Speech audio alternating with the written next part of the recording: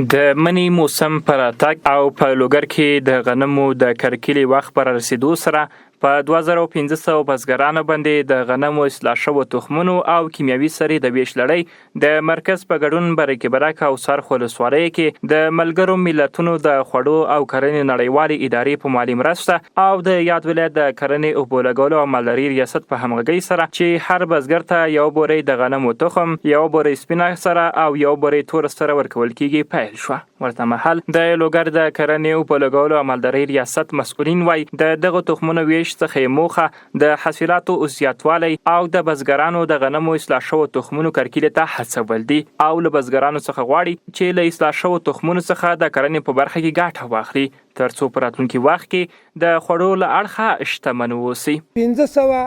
بوري په مرکز کې 1500 په څرخ ولسوالۍ کې او ورسره دوه قسمه سرم ده، یو بوري تور سره یو بوري سپینه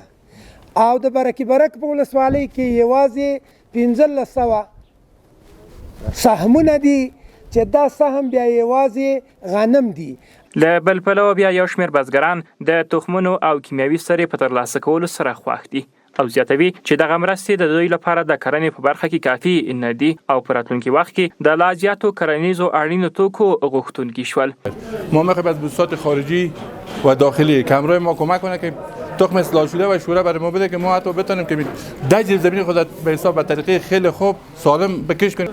مو ډیر خوشاله یو زراعت بخش نه ډیر خوشاله یو زراعت مالداري څخه او همدا تخمونه مونږ مخکې هم کړلي دي نو حاصلات ډیر زیات دي نسبت خو ته مونږ ډیر توفیر کړی ده. د یادولو وړ ده چې د اسلامي امارت له بیا ځلې واک ته رسیدو وروسته د مسؤلینو لخوا د کرنې پیاوړي کېدو په برخه کې په بېساري توګه هڅې روانې دي.